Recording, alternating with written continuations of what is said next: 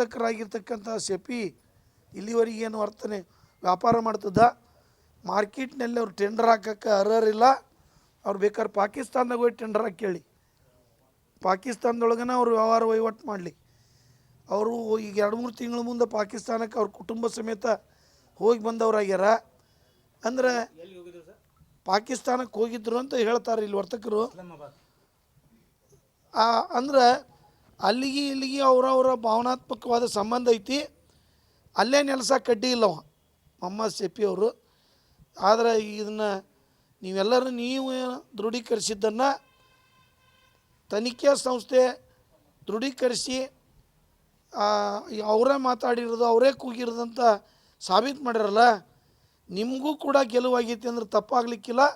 ಎಲ್ಲೋ ಒಂದು ಕಡೆ ಅಜ್ಞಾತ ಸ್ಥಳದಾಗ ಘಟನೆಯನ್ನು ನಡೆದಿದ್ರೆ ಅವರು ಇಲ್ಲಿರ್ತಕ್ಕಂಥ ನಾಯಕರು ಏನದಾರಲ್ಲ, ಕಾಂಗ್ರೆಸ್ಸಿನ 3 ಮಂದಿ ಮುಖಂಡರುಗಳು ಅವರೇನು ಪ್ರತಿಪಾದನೆ ಮಾಡ್ಕೊತ ಹೋಗಿ ಕಾಲಹರಣ ಮಾಡ್ತಿದ್ರಲ್ಲ, ಅವರಿಗೆ ಸರಿಯಾದಂಥ ಶಿಕ್ಷೆಯನ್ನು ಕೊಡ್ತಕ್ಕಂಥದ್ದು ಆಗಬೇಕು.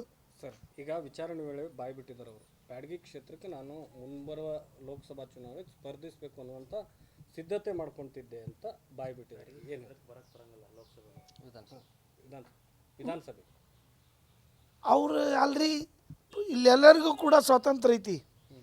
ನಮ್ಮಲ್ಲೇನು ಯಾವ ಜನಪ್ರತಿನಿಧಿಗಳಿಗೆ ಅವ್ರು ನಿಲ್ಲಬಾರ್ದು ಇವ್ರು ನಿಲ್ಲಬಾರ್ದು ಅನ್ನುವಂಥದ್ದು ಏನಿಲ್ಲ. ನಾಸಿಪುಡಿ ಅವರು ಸಿದ್ಧತೆ ಆಗಲ್ಲ ಸರ್. ಅದಂದ್ರೆ ನಾನು ಕೂಡ ವಿಧಾನಸಭಾ ನಿಲ್ಲೋದಕ್ಕೆ ಅಷ್ಟು ದೊಡ್ಡ ಕ್ಯಾಂಡಿಡೇಟ್ ಅಷ್ಟು ಬೆಳೆದಿದ್ದೀನಿ ಅನ್ನೋ ಮಾತನ್ನ ಪೊಲೀಸ್ ಮುಂದೆ ಬಾಯಿ ಬಿಟ್ಟಿದ್ದಾರೆ.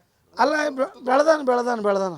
ಯಾಕಂದ್ರೆ ಅವನಿಗೆ ವಿದೇಶದಿಂದಾನು ಈಗ 7-8 ವರ್ಷದೊಳಗೆ ಇಲ್ಲಿ ಕೆಲವೊಂದಿಷ್ಟು ದುಡ್ಡು ಬಂದವು ಅಂತ ಹೇಳಿ ಜನ ಮಾತಾಡ್ತಾರೆ. ಇದಾದ ಘಟನೆ ನೋಡಿ ಈಗಾಗಲೇ ದೊಡ್ಡ ಪ್ರಮಾಣದಾಗ ದುಡಿಮೆನೂ ಮಾಡ್ಯಾರ. ಮತ್ತು ಬೇರೆ ದೇಶದಿಂದ ಹಣ ಕೂಡ ಬಂದಿರತಕ್ಕಂಥದ್ದನ್ನು ಇಂದು ನಮ್ಮ ಬ್ಯಾಡಗಿ ಜನತೆ ಮಾತನಾಡ್ತಕ್ಕಂಥದ್ದು ಕಾಣ್ತಾ ಐತಿ.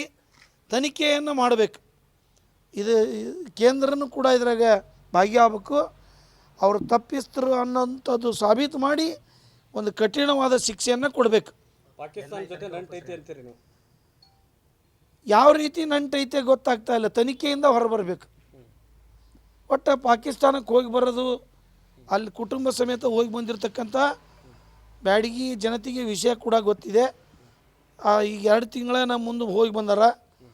ಈಗೂ ಕೂಡ ಮತ್ತು ಐತಿ ಅನ್ನೋದಕ್ಕೆ ಜಿಂದಾಬಾದ್ ಅಂದಾರ ಅಂತ ನಾವು ಭಾವಿಸ್ಕೊಂಡು ಇಲ್ಲಿ ಮಸೀದಿಯಲ್ಲಿ ಸಭೆ ಮಾಡ್ತಿದ್ರು, ಏನೋ ಚರ್ಚೆ ಮಾಡ್ತಿದ್ರು ಅಂತ ಏನೋ ಆರೋಪ. ಇಲ್ಲಿ ಇಷ್ಟ ತನಕ ನಮ್ಮ ಬಜರಂಗ ದಳದ ಕಾರ್ಯಕರ್ತರು ಹೇಳಿಕೆಗಳನ್ನು ಕೊಟ್ಟರ. ಏನು ಸರ್, ಇಲ್ಲಿ ಬ್ಯಾಡಗಿ ಒಳಗೆ ನಾವು ಭಾಳ ಅಂದ್ರೆ 8:30-9 ಗಂಟೆ ಮಟ್ಟ ಇರ್ತೀವಿ, 10 ಗಂಟೆವರೆಗೆ ಇರ್ತೀವಿ. ಇಲ್ಲಿರ್ತಕ್ಕಂಥ 10 ಗಂಟೆ ಮೇಲೆ ಇಲ್ಲಿ ಕೆಲವು ಮಂದಿ ಹೇಳ್ತಿದ್ರು 12 ಗಂಟೆ ಮೇಲೆ ಬರ್ತಿದ್ರು ಅಂತ. 2-3 ವರ್ಷದಿಂದ ಹೊರಗಡೆಯಿಂದ ಬರ್ತಾರೆ ಮಂದಿ ಅಂತ. ನಾವು MLA ಇದ್ದಾಗನೂ ಜನ ಮಾತನಾಡ್ತಕ್ಕಂಥದ್ದನ್ನು ಹೇಳಿದ್ರು.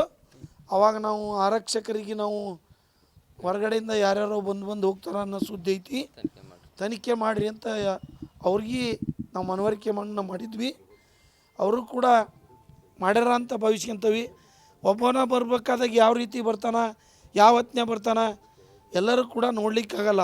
ಇವ್ರು ಒಳಗಿದ್ದಂಥ ದೇಶದ್ರೋಹಿಗಳು, ಗಡಿಯಿಂದ ಆಚೆಯಿಂದ ಬರ್ತಕ್ಕಂಥವ್ರಲ್ಲ, ಒಳಗೆ ಇದ್ಕೊಂಡು ದೇಶದ್ರೋಹಿಗಳ ಹೇಳಿಕೆಗಳು ಕೊಡ್ತಕ್ಕಂಥವ್ರು ಇವರ ಮೊದಲು ದೇಶದ್ರೋಹಿಗಳು. ಅನುಕ್ಷಣದ ಸುದ್ದಿಗಳಿಗಾಗಿ ವಿಸ್ತಾರ ನ್ಯೂಸ್ ಯೂಟ್ಯೂಬ್ ಚಾನೆಲ್ ಸಬ್ಸ್ಕ್ರೈಬ್ ಮಾಡಿ. ಹೊಸ ಸುದ್ದಿಗಳ ನೋಟಿಫಿಕೇಶನ್ಗಾಗಿ ಬೆಲ್ ಐಕಾನ್ ಕ್ಲಿಕ್ ಮಾಡಿ. ಲೇಟೆಸ್ಟ್ ಅಪ್ಡೇಟ್ಸ್ಗಾಗಿ www.vistaranews.com ವೆಬ್ಸೈಟ್ಗೆ ವಿಸಿಟ್ ಮಾಡಿ. ಅಂಗೈಯಲ್ಲೇ ಜಗತ್ತಿನ ಸುದ್ದಿ ತಿಳಿಯಲು ವಿಸ್ತಾರ ನ್ಯೂಸ್ ಕನ್ನಡ ಆಪ್ ಡೌನ್ಲೋಡ್ ಮಾಡಿ.